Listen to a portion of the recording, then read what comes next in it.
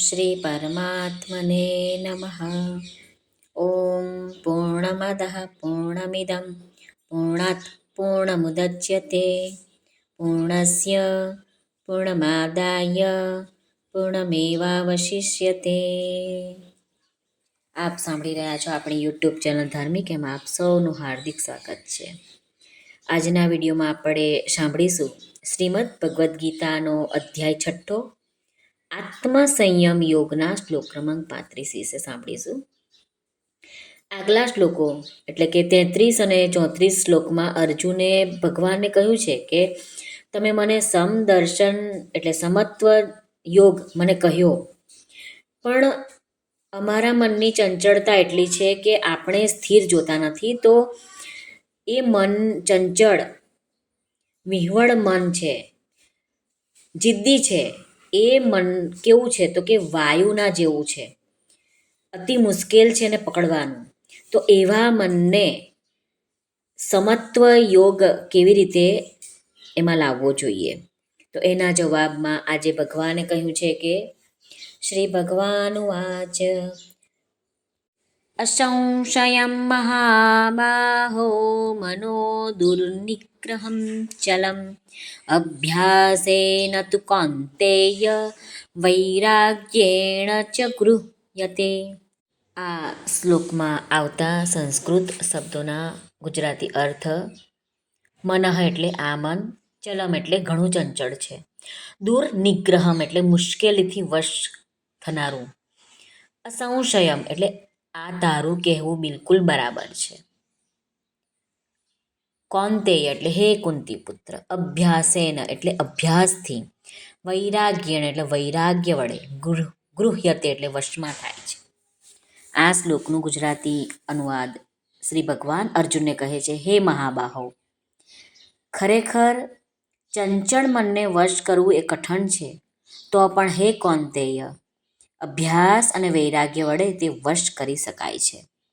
સ્વામી રામસુખદાસજી સ્વામી કહે છે કે અભ્યાસ કરવામાં કદી કંટાળો લાવવો નહીં. પોતાનામાં ધૈર્યપૂર્વક અને હિંમત રાખીને અભ્યાસ કરવો જોઈએ.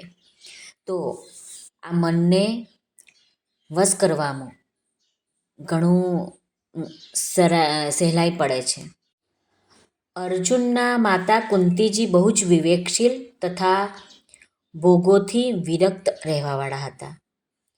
કુંતીજીએ ભગવાન શ્રી કૃષ્ણ પાસે વિપત્તિનું વરદાન માંગ્યું હતું. એવું વરદાન માંગનાર ઇતિહાસમાં ભાગ્યે જ કોઈક જોવા મળે.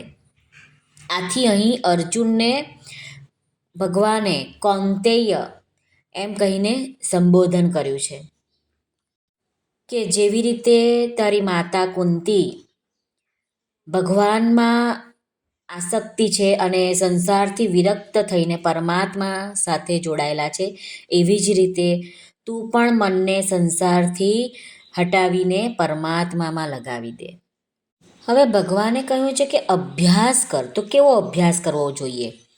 તો અભ્યાસના બે પ્રકાર: એક તો પોતાનું જે લક્ષ્ય છે તેમાં મનની વૃત્તિ લગાડી રાખવાની, અને બીજી વૃત્તિ જ્યાં જાય, બીજી વૃત્તિમાં જ્યાં મન લાગી જાય ત્યાંથી મનને ખેંચી લાવવાનું અને ભગવાનનું ચિંતન કરવાનું. અને બીજું એક છે કે જ્યાં જ્યાં મન ચાલુ જાય ને ત્યાં ત્યાં પોતાના લક્ષ્યને જ એટલે કે પોતાના ઈષ્ટને જ જોવા. આ બે સાધનો સિવાય મન લગાડવાના બીજા કેટલાય ઉપાયો છે. સ્વામી રામસુખદાસજી કહે છે કે જ્યારે સાધક ધ્યાન કરવા બેસે ત્યારે સૌથી પહેલાં 4-5 વાર ઊંડા શ્વાસ લેવાના અને કાઢવાના, અને આવી રીતે ઊંડા શ્વાસ લઈને એવું વિચારવાનું છે કે હું ભગવાનમાં મારું ચિંતન લાગી રહ્યું છે. અને જ્યારે બહાર શ્વાસ કાઢીએ ત્યારે આપણે એવું વિચારવાનું છે કે મારામાં જે સંસારની બધી નાહકની બધી વૃત્તિઓ છે તે હું બહાર કાઢી રહ્યો છું. બીજું એક સાધન છે કે ભગવાનના નામનો જપ કરવો. ત્રીજું સાધન છે મનમાં ભગવાનના નામનું સ્મરણ કરવું. ચોથું સાધન છે કે એક નામનું તો વાણીથી ઉચ્ચારણ કરવું અને બીજા નામનો મનથી જપ કરવો. જેમ કે વાણીથી રામ રામનું ઉચ્ચારણ કરવું અને મનથી કૃષ્ણ કૃષ્ણનો જપ કરવો. રાગ અને રાગિણી સાથે મનથી ભગવાનના નામનું કીર્તન કરવું. છઠ્ઠું છે ચરણોથી માંડીને મુગટ સુધી અને મુગટથી માંડીને ચરણો સુધી ભગવાનના સ્વરૂપનું ચિંતન કરવું. નખથી શિખા પર્યંત. સ્વામી રામસુખદાસજીએ સાધક સંજીવનીમાં આ શ્લોકમાં ઘણું બધું વિવેચન કર્યું છે, ઘણું બધું લખ્યું છે, એમણે કહ્યું છે. આપણે બસ આટલા આપણા મનને જેટલું ગળે ઉતરે, જેટલું પચે એટલું આપણે અહીં સાંભળીએ. શ્રી કૃષ્ણ અર્પણમસ્તુ. સર્વને ભાવથી જય શ્રી કૃષ્ણ. રાધે રાધે. હરિઓમ તત્સત. જય ગુરુદેવ દત્ત. જય સ્વામિનારાયણ. જય માતાજી. નમઃ પાર્વતે પતે. હર હર મહાદેવ હર. સર્વનું કલ્યાણ થાઓ, સર્વનું કલ્યાણ થાઓ, સર્વનું કલ્યાણ થાઓ.